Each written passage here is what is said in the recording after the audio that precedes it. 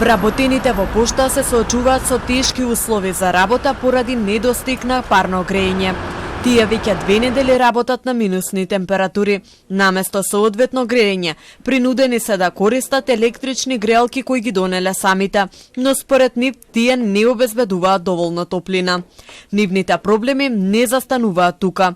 При вклучување на греалките паѓа напонот, што предизвикува проблеми во работата на компјутерите. Како што велат за Телма, надлежните наместо да го решат проблемот, им предлагале да се преместат повеќе мина во една просторија.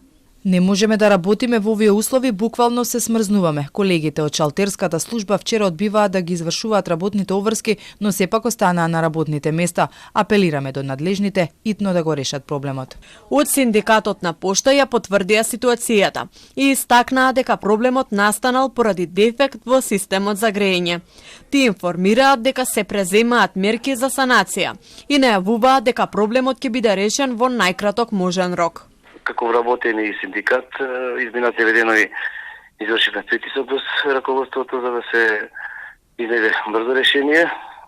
Она што имам информација, уште вчера дошле екипа за санација на десецот и во меѓувреме додека не се отстрани проблемот, побаравме да има скратено работно време на работените, да се работи скратено, поради тоа што станува збор за големи простори и не може да се загреат. И дополнително побаравме да се набават алтернативни грејни тела. Иако се обидовме да побараме одговори, раководството на пошта не одговори на нашите повици.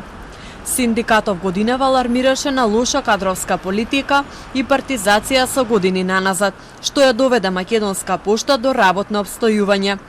Според нив има работници кои не доаѓаат на работа, или пак доаѓаат, а не знаат кои им се работните места.